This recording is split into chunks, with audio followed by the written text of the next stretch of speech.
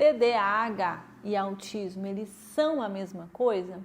Muita gente confunde, inclusive porque eles podem aparecer juntos na mesma pessoa. E nos próximos minutos eu vou te mostrar de um jeito muito simples onde está a diferença de verdade entre o TDAH e TEA. O que cada um limita, o que cada um dificulta e por que o tratamento ele é tão diferente. Mas principalmente eu quero te mostrar quais são os direitos de cada uma dessas condições. Então fica aqui até o final, porque ao final eu vou resumir em uma frase que você vai entender tudo sobre a diferença entre os dois. Mas antes de começar, deixa eu me apresentar. Meu nome é Juliane Vieira, eu sou advogada especialista em servidores e em direito das pessoas com deficiência. E é justamente por isso que eu quero que você entenda esse assunto e fique nesse vídeo até o final. Mas antes de separar, vamos entender o que vai unir esses dois. Então, tanto o TDAH, que é um transtorno do déficit de atenção e hiperatividade, quanto o TEA, que é transtorno do espectro autista, são transtornos do neurodesenvolvimento, ou seja, eles começam na infância e acompanham a pessoa ao longo da vida. E eles estão ligados à forma como o cérebro se desenvolveu. Então, nenhum dos dois é falta de educação, é preguiça ou de fato é uma frescura. Os dois, eles têm um ponto muito em comum também. Não basta ter os sintomas. Ele tem de fato que haver um prejuízo real na vida dessa pessoa. E é justamente aqui que começa essa diferença. Bom, vamos falar do TDAH. Ele é marcado por 3 grandes características: desatenção, hiperatividade e impulsividade em diferentes combinações, nem sempre estarão as 3. Então, para falar de TDAH, esses sintomas eles precisam causar prejuízo funcional concreto.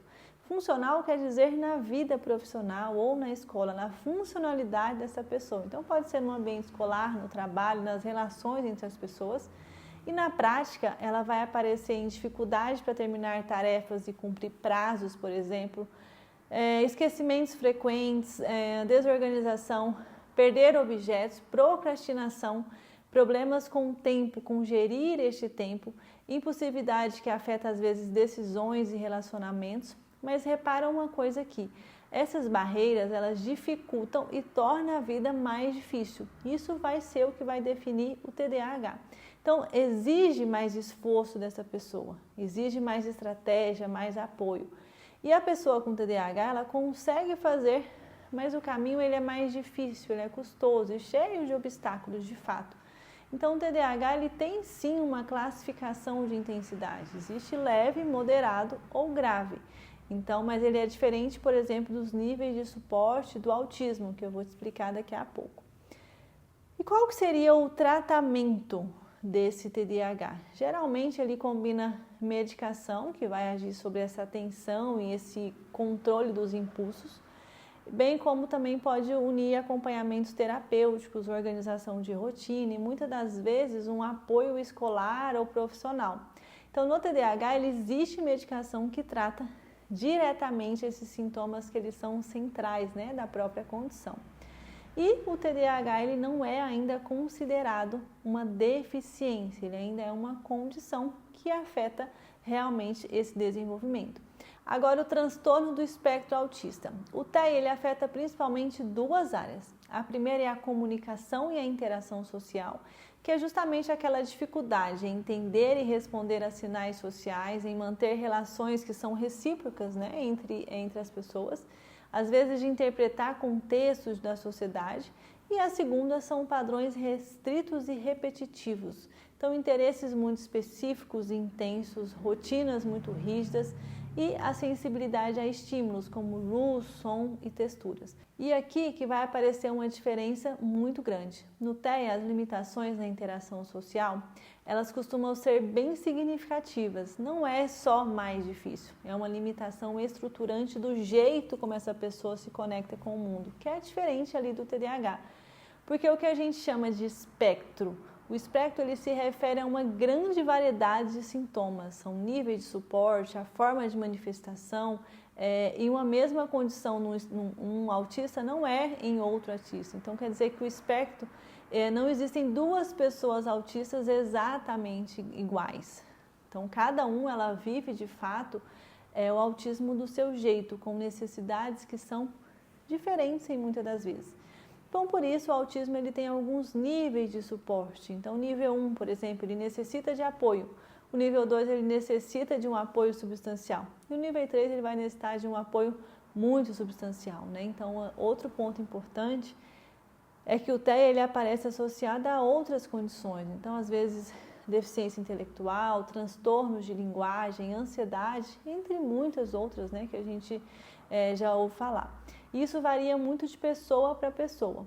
E o tratamento do TEA, ele não existe uma medicação que trate o autismo em si. O que vai existir medicamentos que eles tratam os sintomas e as condições associadas, como ansiedade, problemas de sono ou o próprio TDAH que vem junto, não necessariamente, mas ele pode vir junto, acompanhado do TEA.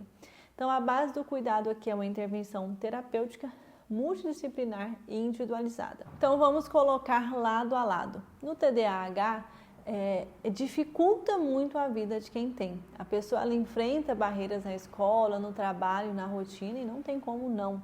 Mas com apoio, medicação e estratégia, de fato ela vai conseguir contornar e seguir. Já no TEA, o prejuízo ele limita de forma mais profunda, especialmente nessa interação social, e costuma vir acompanhado a outras condições, como a gente falou.